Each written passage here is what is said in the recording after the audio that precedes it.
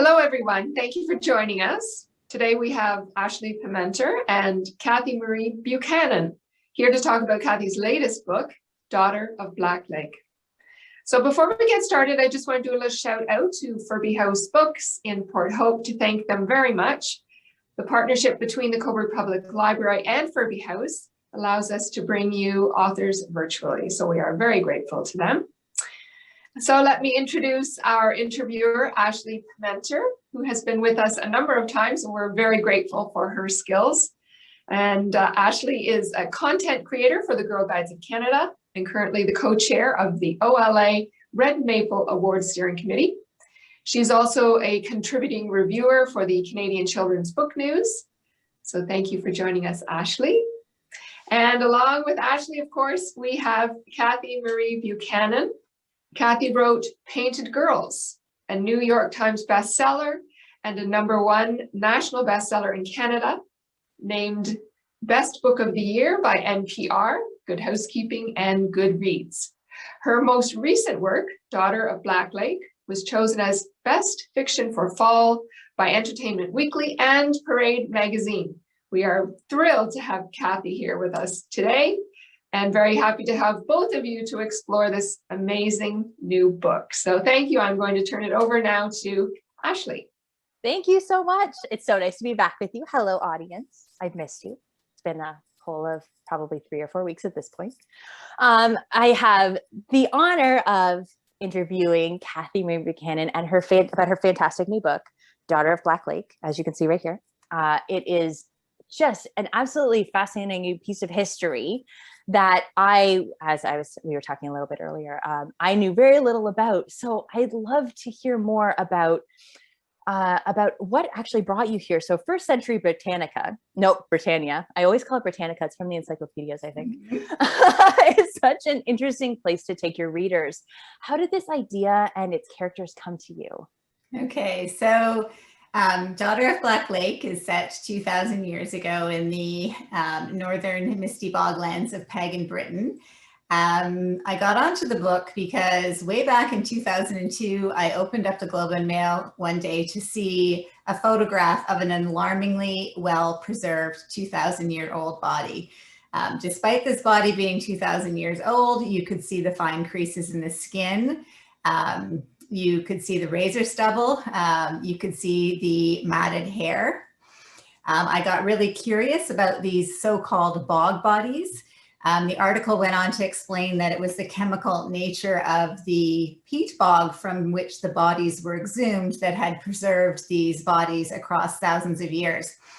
One I particularly fixated on was Lindo Man. So Lindo Man is a 2,000-year-old bog body that was dug up from the peat bog formed by the once much larger Black Lake in UK. So Black Lake is a real place. This body has been extensively studied by anthropologists, archaeologists, and scientists.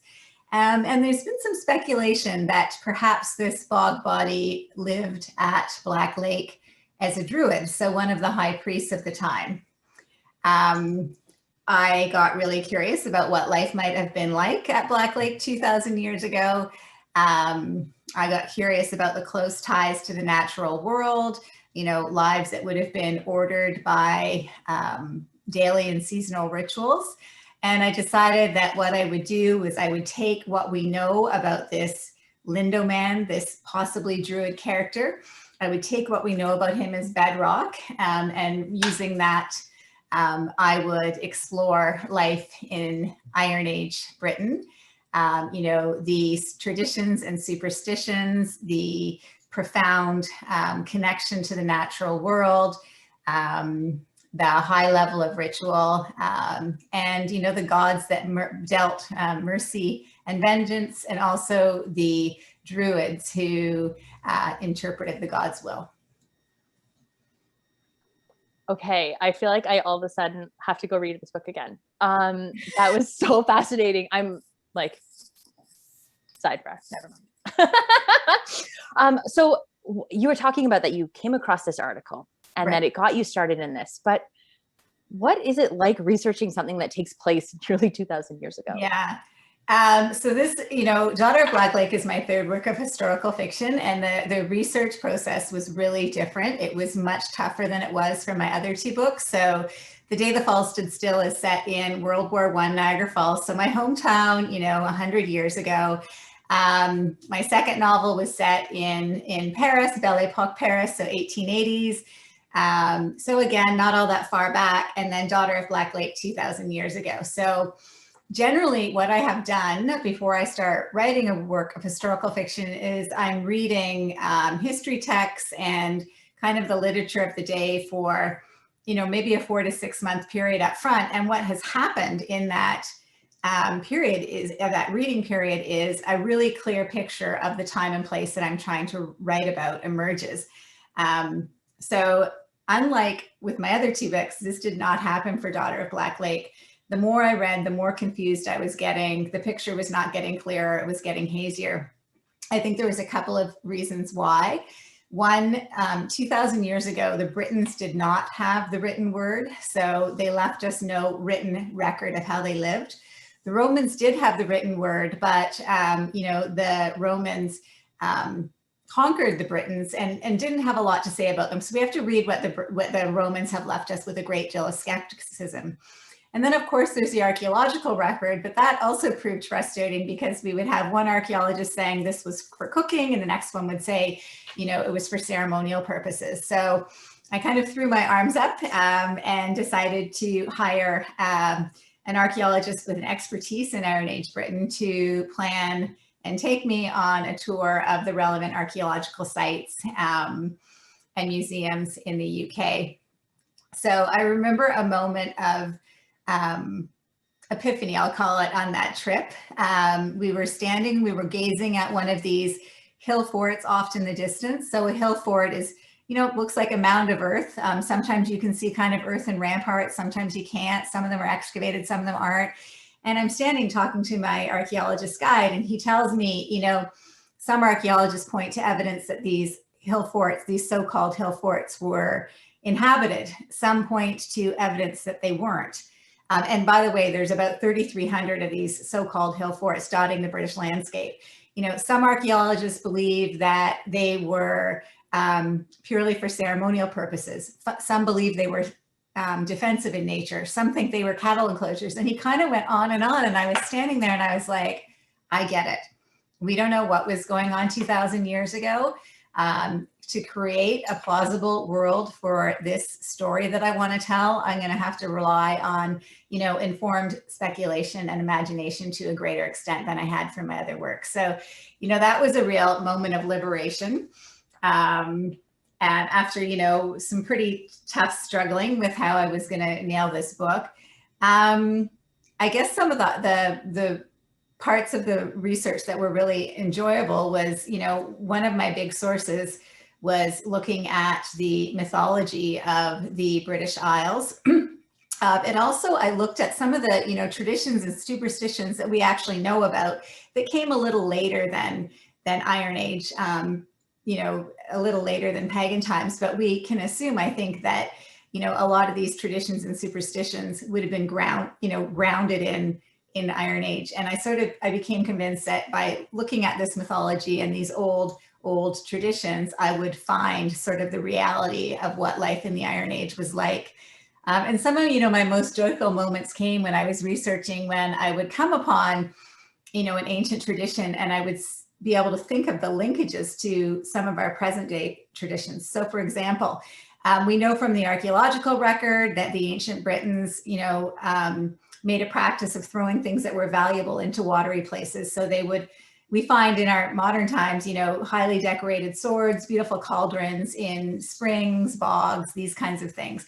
And we know that they did that to honor the gods. And I, believe this has to be connected to our present day tradition of throwing coins into water fountains to bring good luck. So, there was lots of instances of this where I would find these old traditions and I would see it still practiced in a slightly different way, or maybe a very different way, but I could still make those connections. So that was lots of fun. And I hope there's, lots of moments for my readers when they're reading the book, when they'll see an old tradition and they'll say, that's familiar. That was certainly my experience when I was reading or researching Daughter of Black Lake. You know, despite me looking at life 2,000 years ago, a lot of it felt really familiar, and it did make me think that, you know, there is still some of my pagan roots in my bones. Well, your answers are so fascinating and add so much richness. Having just recently read this book, obviously, it's adds so much more richness and a deeper appreciation as a reader for what you went through to give me this experience, because this book is unlike anything I've ever read before, but yet felt oddly familiar in the world that you had created, being just absolutely fascinating and rich and deep. And I'm curious, how did you get down? So you did the big archaeological look, you went out into the world. Yeah. How did you distill it into daily life and build this like little pocket of world for like Hobble and Devout and the whole family, especially like when all this came from like the body of a druid? Yeah. So I'm going to say probably more than any other place that I visited on my research trip, there's a place called Butser Ancient Farm that really helped shape the story. So Butser Ancient Farm is, you know, a pioneer village-like complex, except it's dedicated to the Iron Age rather than to pioneer times. So, you know, I had only a single day at Butser Ancient Farm, but it was such a valuable day. You know, I arrived there. There are 6 reconstructed roundhouses, so the kinds of houses that people would have lived in the UK 2,000 years ago. So, you know, wattle and daub walls, circular thatched roofs. Around this enclave of 6 roundhouses, there's a wattle fence, so woven together stick fence. And I have to tell you, as I passed through that fence, you know, walking into this Iron Age settlement, I felt like I was really taking a step back in time.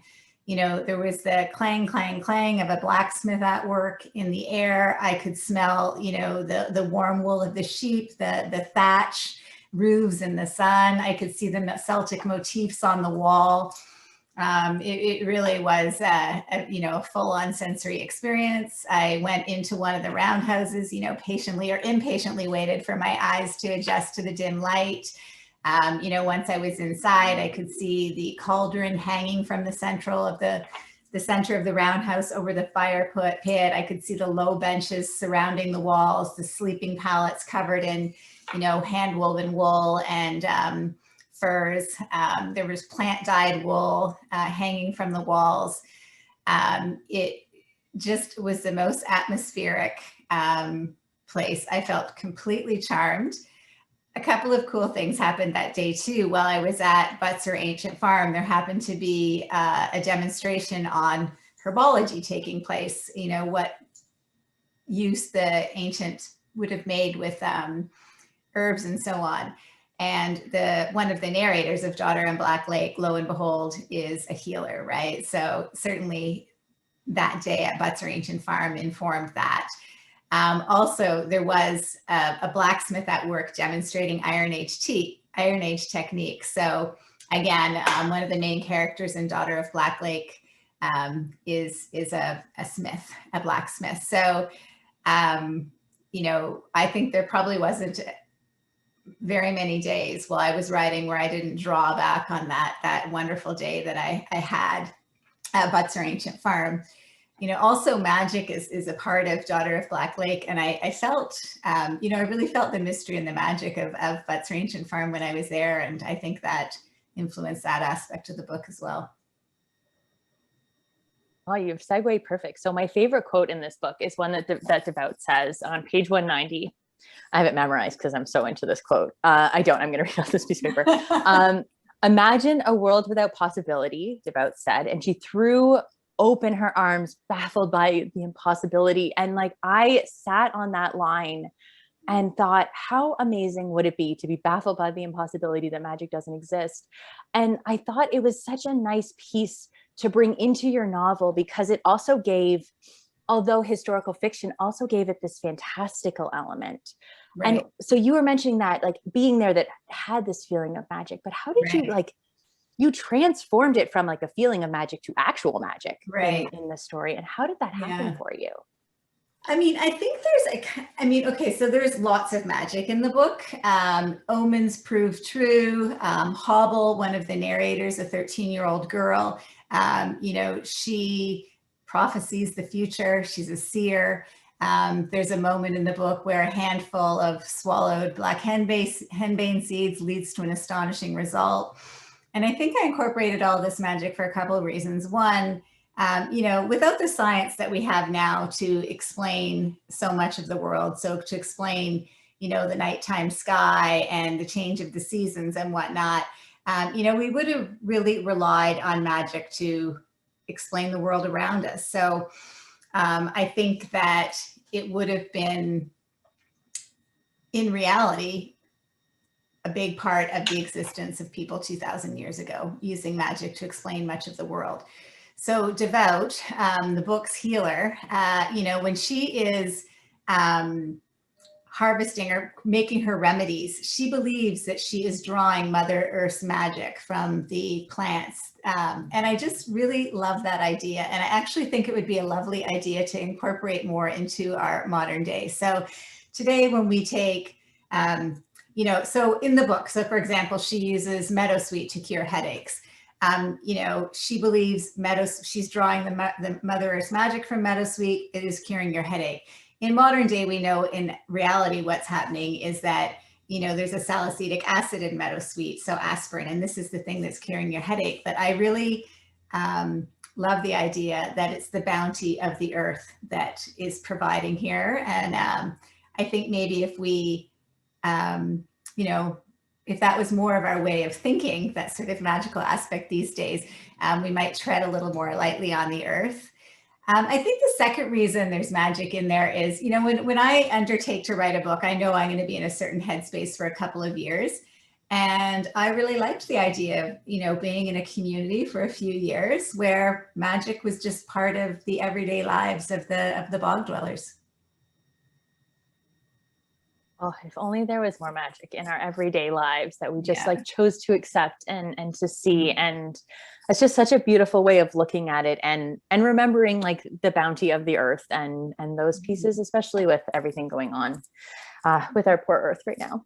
But one of the nice things that you do with these magical elements is that you also complement them with these beautiful and well thought out rituals. And sometimes they're a little shocking and a little bit like, as a reader, I was like, oh, did not expect that to go there. Fantastic. Love, like there was so much in this book that I didn't expect it to go there. And I loved that as a reader. And I'm really interested about these different rituals that you brought into them and what type of layer does ritual add to the book? And how could present day readers sort of take that importance of ritual and bring it to the uncertainty we're experiencing right now as well? Right. Yeah. So, Daughter of Black Lake is steeped in ritual. The bog dwellers, they, touch their lips and then the earth at the least provocation to honor Mother Earth. Each season, the advent of each season is marked with a different festival, a different set of rituals. The gods are remembered in certain specific ways. And again, I think without science, there would have been so much uncertainty in the world, so much unpredictability. So, why is the weather changing? Why is a crop failing? Without science, that must be very unpredictable. So I think, 2,000 years ago, the world must have felt like an unpredictable, often haphazard place, much as does our world right now. But I think that, the bog dwellers would sort of innately understand that there was peace and order to be brought to the world by following rituals. So, if you undertake a certain set of prescribed steps, you're able to bring a measure of sort of quiet and order into your life. And I think, maybe this is something the ancients have to teach us about coping with our modern day uncertainty and whatnot. So I'm a serious yogi. I practice most days. So that's my kind of ritual. And certainly it brings me a measure of peace and order. And, I think there's lots of different ways to incorporate ritual into your life. So maybe it's, maybe it's through prayer, maybe it's through meditation, maybe it's by just doing something like, reading every night before you go to bed. But I think these things that we can control and, can help us cope with a uncertain world. That and vaccines. Vaccines. Yes. It's fascinating, like what you're saying about ritual. And it's an interesting, like little bit of a sidebar for our audience is that Yale University is doing some really cool research on well-being right now and on neuroscience and well-being. And one of the things that they're finding is that ritual is one of those few things that bring down our stress hormones and give us those releases of serotonin that the bog dwellers would have associated immediately, but we've lost that connection because of our reliance on science and our disconnection. So it's such a wonderful world you're bringing us into that we really need right now. As we regrettably hit near the end, I feel like I could talk about this book with you for hours. It just had so much in it. I have two final questions. My one is, as the writer, you'd mentioned that you were able to take a little bit of liberty in the creative process, which is always so lovely in history to have these added narratives to add so much structure to where our lives are now. One of the interesting things that you do are your naming conventions. Right. So I'm curious whether those are grounded in the historical, or if they were something that you'd sort of dreamed up to give this world like more weight. Right. I mean, we're not exactly sure how, people were named in the Iron Age, but I think if you look at the names that we have in modern day, that some of them are grounded in our traditions. So we all know, people who are called carpenter or called tanner or called smith, and, because their occupation of their forefathers had been, the tanner, the guy that tans the hides. And then we know people that have names, particularly women, that are based on character traits. So faith, hope, charity. So in the book, in Daughter of Black Lake, the blacksmith is called Smith. The healer is called Devout because of her devotion to Mother Earth. The tanner is called Tanner. And I do this beyond just the people as well. So the Hill Fort in Daughter of Black Lake is called Hill Fort. We know that this is a practice too. I mean, there's places that, in the UK that are called salt marsh, but it's based on, the Iron Age, or sorry, the Old English equivalent of salt marsh. So I use this sort of naming convention for physical places as well as for people. And I have to say, I've had some lovely feedback on it. And I know often when you're being introduced to a whole community in Daughter of Black Lake. And I know when I'm, reading a book that has a lot of characters at the beginning, it can be pretty confusing, and I'm often making notes, on the inside of the front cover about who's who. But in Daughter of Black Lake, Tanner is the tanner, hunter is the hunter, carpenter is the carpenter. Oh, that's perfect. It was kind of a relief to be like, oh, I don't need to remember these people. Mm-hmm. They're going to be very clear.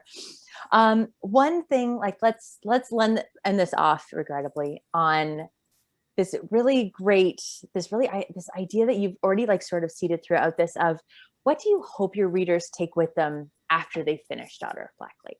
Yeah. So, I mean, Ashley mentioned the moment in the book where, Devout, the community's healer, discovers that her daughter is able to see the future. And she doesn't have a typical reaction. She says, imagine a world without magic. And then she throws open her arms, baffled by the impossibility, right? So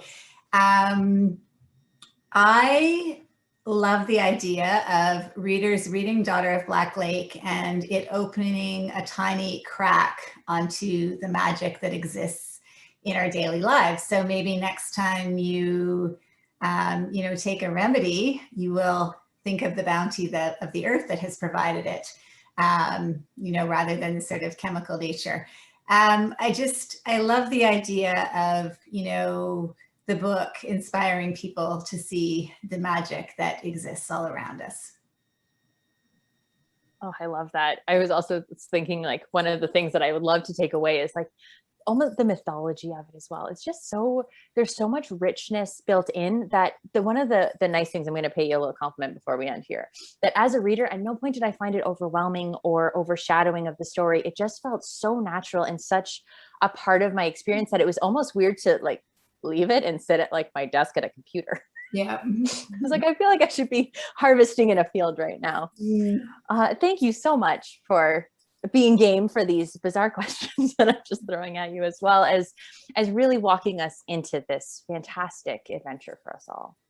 My pleasure. Thank you very much. And thank you both. Thank you for sharing some time with us today and giving us a glimpse into this amazing world of your new book. So thank you.